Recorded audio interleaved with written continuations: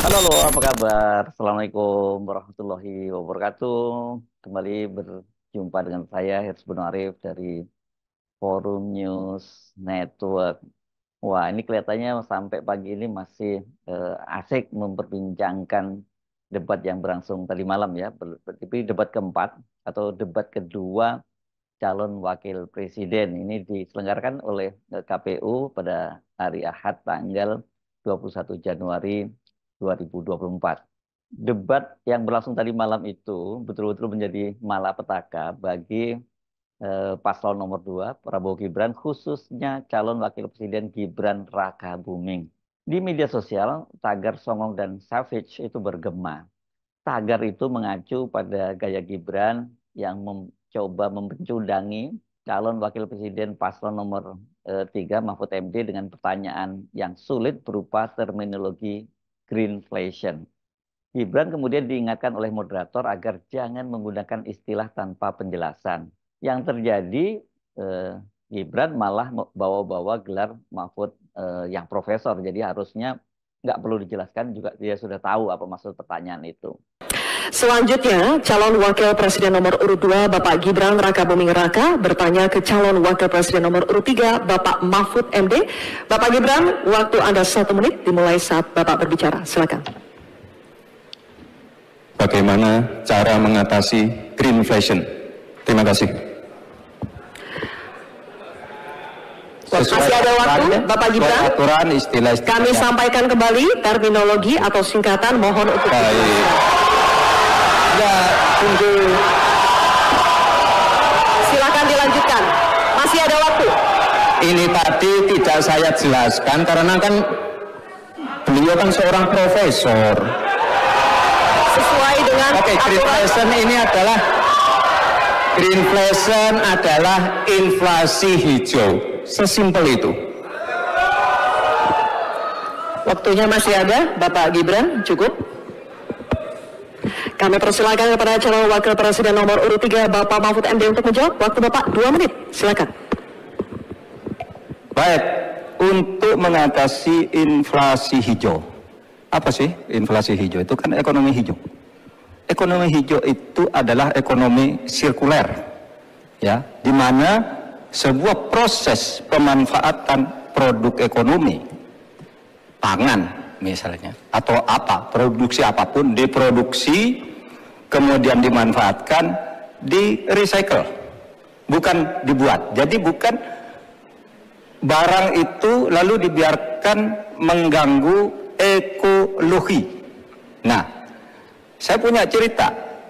Kalau bicara soal recycle seperti ekonomi hijau, saya merasa berbangga sebagai orang Madura. Karena orang Madura itu yang pertama dulu mempelopori ekonomi hijau, ekonomi sirkuler, di mana orang Madura itu tuh yang memunguti sampah-sampah, menguti plastik-plastik lalu diolah, sehingga sebenarnya ekonomi sirkuler itu sudah menjadi kesadaran masyarakat. Nah, oleh sebab itu, kalau untuk mengatasi inflasi itu tentu yang paling gampang kan kebijakan-kebijakan. Diatur saja jatahnya. Di sini kan harus ada data. Kecenderungannya di sini begini, kebijakannya harus begini. Kecenderungannya di sini begini, kebijakannya harus begini. Nah, itulah yang kita pahami tentang ekonomi hijau, ya, inflasi hijau dan sebagainya dan sebagainya. Nah, saudara, banyak hal yang harus kita lakukan. Karena misalnya ya, ukuran kemajuan ekonomi kita selalu diukur dari sekitar 5 hal. Misalnya pertumbuhan, kemiskinan, ketimpangan, dan dua lainnya. Tetapi ada satu yang harus ditambahkan, yaitu emisi. Baik Pak Mahfud, waktu Anda habis. Terima kasih. Selanjutnya, kami persilakan kepada calon wakil presiden nomor urut 2 Bapak Gibran Rakabuming Raka untuk menanggapi. Waktu Anda 1 menit, silakan.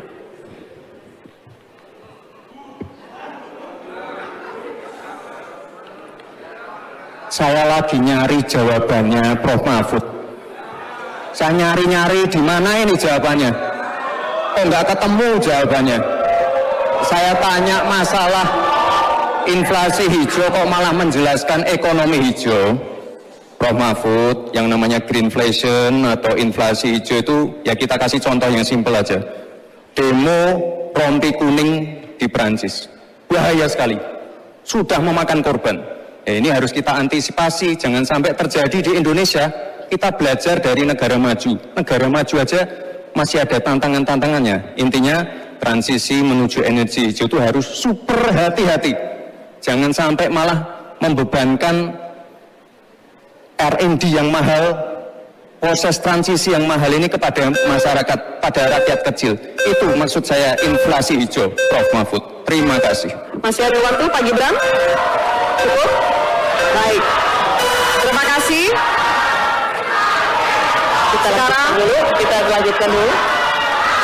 Nanti akan ada waktunya untuk memberikan support. Kita lanjutkan dulu, Bapak Ibu. Terima kasih. Kita teruskan ya. Kami persilakan calon wakil presiden nomor urut 3, Bapak Mahfud MD, untuk merespon tanggapan dari Bapak Gibran Rakabuming Raka. Waktu Bapak 1 menit dimulai ketika Bapak berbicara. Silakan. Saya juga ingin mencari itu jawabannya ngawur juga itu. Gila nih. Ngarang-ngarang nggak karuan mengkaitkan dengan sesuatu yang tidak ada, gitu ya. Begini loh, kalau akademis itu gampangnya kalau bertanya yang kayak gitu-gitu itu recehan. Gitu, recehan. Oleh sebab itu tidak layak dijawab menurut saya, dan oleh sebab itu saya kembalikan saja ke moderator. Ini tidak layak dijawab pertanyaan kayak gini. Tidak ada di jawabannya. Terima kasih. Cukup buat Pak Mahfud? Masih ada waktu Bapak? Saya kembalikan. Cukup ya? Baik. Saya kembalikan. Tidak ada gunanya menjawab. Ya. Baik. Bapak Ibu, demikianlah tadi interaksi paling tanya jawab antara calon wakil presiden nomor urut 2 dengan calon wakil presiden nomor urut 3. Terima kasih. Tak lama setelah sesi Gibran bertanya itu dan menggunakan gestur yang terkesan merendahkan Pak Mahfud MD, itulah tagar songong dan savage itu bergema di media sosial. Akun Bang Pino _ itu mencuit begini, sikap songong El Sulfat ini sangat tidak etis dan sangat terlihat merendahkan. Sebenarnya cukup ngomong saja kalau pertanyaannya belum terjawab, tapi malah celingak-celinguk terlihat songong dan tak beretika. Akun @Nabila Farista mencuit begini, Gibran is trying so hard to be savage, but it didn't look unnatural and cringe. Akun Margianta menyatakan begini, Profesor Mahfud ini saldo kesabarannya tinggi banget ya. Gibran tried so hard to be savage, but instead he saw as how unworthy he is of power.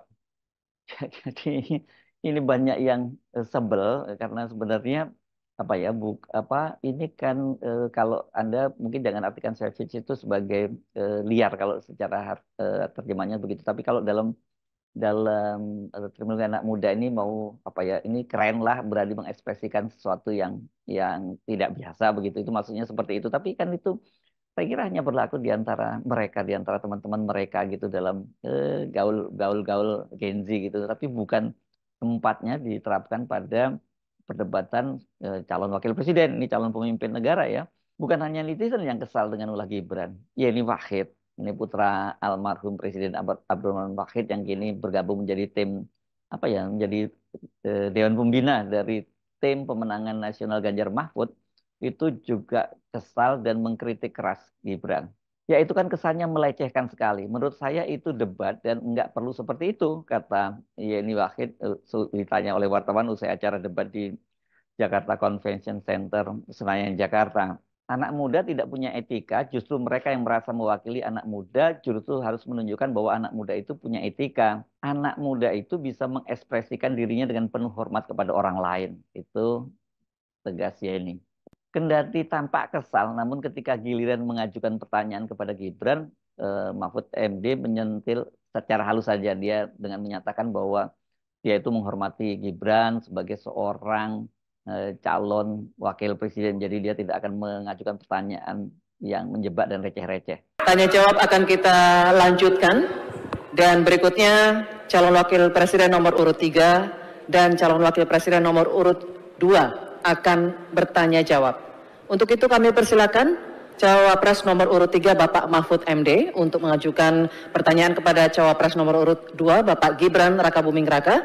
Pak Mahfud, waktunya 1 menit dimulai saat Bapak berbicara. Silakan. Mas Gibran, saya menghormati Anda sebagai calon wakil presiden sehingga saya tidak akan bicara secara menjebak dan receh-receh. Saudara, pada tanggal 17 Februari 2019 dalam sebuah debat calon presiden, itu Pak Prabowo mengatakan bahwa Pak Jokowi itu menyampaikan tidak akan mengimpor komoditas-komoditas pangan jika nanti terpilih presiden. Ternyata kata Pak Prabowo nih, 4 tahun memimpin Pak Jokowi masih mengimpor dan itu merugikan banyak petani. Nanti dicek ya bahwa itu pertanyaan Pak Prabowo ke Pak Jokowi saat itu. Pak Jokowi bilang tidak akan mengimpor. Tapi sampai sekarang kita masih mengimpor banyak. Masih mengimpor banyak. Malah semakin banyak mafianya impor-mengimpor bahan pangan itu. Nah itulah sebabnya apa usul Anda untuk menyelesaikan masalah 5 tahun lalu ini. Ya, baik. Cukup, ini kami persilakan Cawapres nomor urut 2 Bapak Gibran Rakabuming Raka untuk menjawab. Waktunya 2 menit dimulai saat berbicara. Silakan. Sepertinya Prof. Mahfud agak ngambek ya, soalnya saya sudah 2 kali memberikan pertanyaan yang sulit.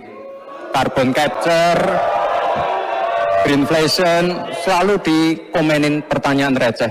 Ya kalau receh ya dijawab Pak, itu loh, segampang itu. Oke, masalah pangan, masalah impor. 2019 sampai 2022 kita sebenarnya sudah swasembada beras. 2023 ada impor karena El Nino Pak. Dan ini terjadi di sebagian besar di belahan dunia, Pak. Kuncinya sekarang adalah bagaimana kita bisa bekerja sama melakukan ekstensifikasi, intensifikasi lahan di tingkat desa sampai tingkat nasional secara efektif. Pupuk itu kunci. Makanya kemarin ada pabrik pupuk di Fak-Fak. Ini kunci untuk meningkatkan produktivitas. Lalu mekanisasi. Ini kalau tidak ada mekanisasi, produktivitasnya tidak akan meningkat. Ada combine harvester, ada RMU. Ini wajib untuk meningkatkan produktivitas sekaligus mengurangi food loss atau food waste. Lalu tentu saja kita harus menggandeng anak-anak muda. Misalnya di Jabar sudah ada program petani milenial. Ya kita juga harus mengedepankan smart farming. Kita pakai IoT untuk mengecek kesuburan tanah, pH tanah, keasaman tanah. Penting sekali itu Pak. Lalu kita pakai drone untuk menyemprotkan pestisida. Jadi memang yang namanya food estate, lahan pertanian itu adalah program jangka panjang Pak. Jadi tidak bisa dijudge sekali panen, 2 kali panen, 3 kali panen. Panen pertama, kedua, ketiga itu pasti tidak pernah 100%. Ini yang petani pasti paham. Baru nanti panen ke-6, ke-7, ke-8 baru akan kelihatan seperti apa hasilnya. Itu Pak, terima kasih dan mohon maaf sebelumnya Pak. Waktunya habis, terima kasih. Cukup. Bapak Ibu cukup. Baik, kita lanjutkan dulu. Saatnya calon wakil presiden nomor urut 3 Bapak Mahfud MD untuk menanggapi. Waktunya 1 menit saat Bapak berbicara. Silakan. Pertanyaan saya bukan itu. Pertanyaannya itu, dulu Pak Prabowo bertanya, katanya Pak Jokowi tidak mau ngimpor beras. Lalu sekarang faktanya, per hari ini, catatan datanya harus dibaca ini. Impor kedelai 2 juta ton, susu 280 juta ton, gula pasir 4,7 ton, beras 2,8 ton, daging sapi 160 juta ton. Ini hasilnya seberapa dari hasil debat dulu yang tanggal 17 Juli itu. Perkembangannya seberapa? Semakin banyak nih angkanya. Semakin banyak impornya, semakin terdiversifikasi juga, diversifikasi juga impornya dari data ini. Nah, oleh sebab itu kemudian secara lebih mendasar, saya ingin menanyakan posisi Mas Gibran dengan penuh hormat. Posisi Anda sebagai wakil presiden, bagaimana tentang konsep Trisakti Bung Karno terkait kemandirian ini? Baik. Selanjutnya kami persilakan Cawapres nomor urut 2 Bapak Gibran Rakabuming Raka untuk merespon tanggapan dari Bapak Mahfud MD. Waktunya 1 menit Pak, dimulai dari saat Bapak berbicara. Silakan. Terima kasih Prof. Mahfud untuk evaluasinya. Sekali lagi saya mohon maaf jika ada kata-kata saya yang salah. Tapi sekali lagi, ini harus kita evaluasi. Dan kita jangan memberikan narasi-narasi yang menakutkan kepada warga. Intinya adalah program-program yang sudah berjalan sekarang. Nomor 1 dan nomor 3 ini kan kompak, food estate gagal. Saya tegaskan sekali lagi Pak, memang ada yang gagal, tapi ada yang berhasil juga, yang sudah panen. Misalnya di Gunung Mas, Kalteng, itu sudah panen jagung, singkong. Itu Pak, cek saja nanti ininya, cek saja datanya. Intinya adalah warga jangan diberikan narasi-narasi yang menakutkan. Kita harus optimis Pak. Bapak-bapak ini adalah calon-calon pemimpin, harus optimis. Jangan memberikan narasi-narasi yang menakutkan kepada warga dan masyarakat. Waktunya masih? Baik, waktunya habis. Baik, waktunya habis. Cukup. Bagaimana penilaian Anda? Saya tidak menyalahkan Anda bila termasuk para netizen itu yang tampak kesal dengan penampilan Gibran tadi malam. Penilaian dia songong dan savage itu saya sok berani berekspresi tadi, ya menurut saya tidak terlalu salah ya. Tapi sesungguhnya kita seharusnya tidak perlu kaget ya kalau kemudian Gibran seperti itu kelasnya ya, hanya sampai seperti itu. Karena sebenarnya jauh sebelum Gibran itu resmi menjadi calon wakil presiden kan Pak Jokowi sendiri dan dan Gibran itu juga sudah dengan tepat menggambarkan siapa dia gitu, karena pada waktu ditanya oleh wartawan apakah Gibran mau maju menjadi calon wakil presiden dari Prabowo, kan pada waktu itu Pak Jokowi menyatakan ya belum cukup umur, belum punya berpengalaman dan sebagainya, ilmu, kalau Gibran orang nyebutnya ilmunya belum cukup begitu ya. Jadi kalau umurnya aja belum cukup, ilmu belum cukup, dan pengalaman itu apalagi karena dia ini kan sebelumnya sama sekali tidak punya pengalaman di dunia politik dan menjadi wali kota di Solo juga belum sampai 3 tahun gitu ya. Kalau sekarang tetap dipaksakan jadi calon wakil presiden, ini kan sangat berbahaya sekali kan Gibran ini. Ini kalau dia pasangan paslon nomor 2 ini terpilih menjadi presiden dan wakil presiden, ini salah-salah Gibran yang akan menjadi presiden kita loh. Karena kalau kita lihat usia Pak Prabowo dan kesehatan Pak Prabowo kan nggak lagi prima. Dan secara konstitusi itu yang akan menggantikan Pak Prabowo apabila berhalangan tetap, meninggal dunia atau mengundurkan diri itu ya Gibran. Saya nggak bisa bayangkan bangsa sebesar Indonesia ini dipimpin oleh seorang presiden sekelas Gibran gitu. Saya kira cara yang paling baik untuk mencegah agar malapetaka itu. Kalau tadi malam itu hanya malapetaka yang bagi paslon 02, saya kira kalau mereka terpilih ini bisa menjadi malapetaka bagi bangsa ini. Cara yang paling baik adalah mencegah mereka untuk tidak terpilih dengan cara rame-rame tidak memilihnya. Saya Harus Arif dari Forum News Network. Sampai jumpa lagi. Wassalamualaikum warahmatullahi wabarakatuh.